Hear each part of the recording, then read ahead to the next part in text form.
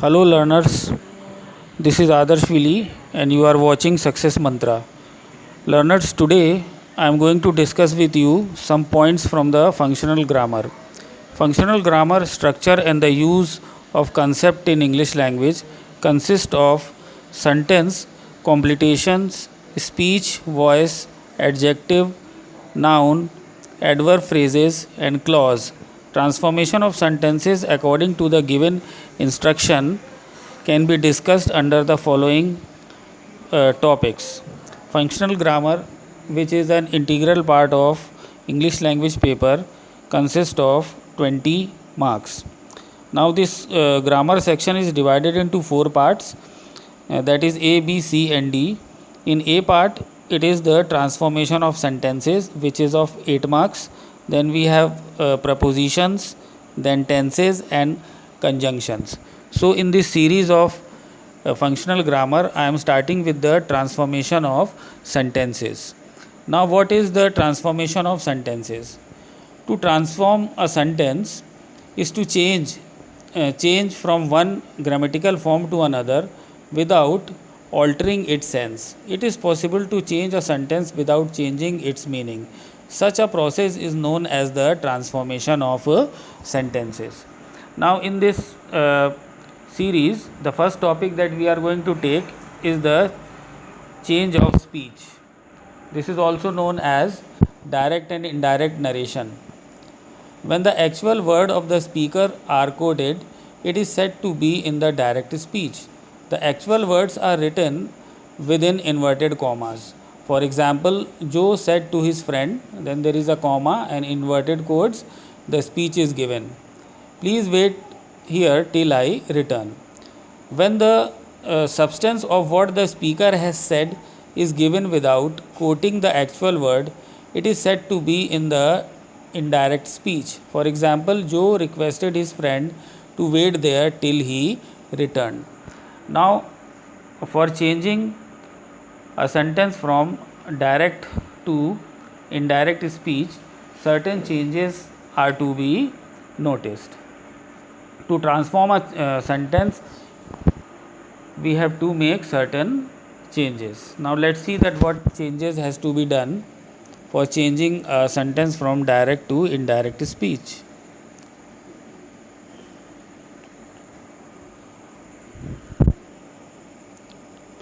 Now, see the changes necessary to transform direct into indirect speech. The first change is that no quotation mark is used in indirect speech. Second, with object in the introductory clause, for example, he says to me. Now, here me is the object. So, the sentence will change, he tells me, or if the second example says that she said to me, here said becomes told. The use of conjunction that, if, whether, to. That is used in statement. If, whether are used in question when there is no interrogating verb such as who, why, when, etc. as at the start of the question. To is used in commands. So, when we are changing from one form to another form or from direct to indirect, we have to consider these changes. Now, there are certain other changes which has to be taken into consideration for changing direct to indirect speech. Now, see, these changes are as follows. Change in the tense of the direct speech. First is verb in the introductory clause. If it is in present or future, no change in the tense of the direct speech. For example, he says, I know them. This will come as he says that he knows them. He will say they are honest. This will change into he will say that they are honest. So, here you can note that if the verb in the introductory clause is given in present or future, there is no change in the speech. Reported speech, there is no change.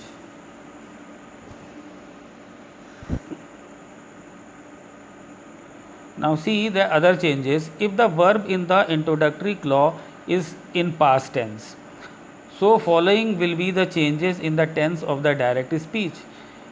In Case of present tense. Simple present will change into simple past. Present continuous will change into past continuous.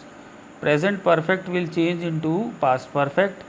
Present perfect continuous will change into past perfect continuous. Now in case of past tense, simple past will change into past perfect. Past continuous will change into past perfect continuous. There is no change in past perfect and past perfect continuous. In case of future tense, will or shall will change into would. In modals, can will change into could, may will change into might, and there is no change in the other modals.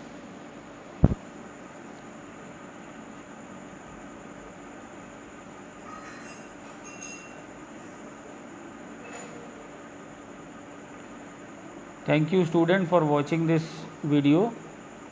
You can like, share and subscribe my channel. Next topic will be active and passive voice.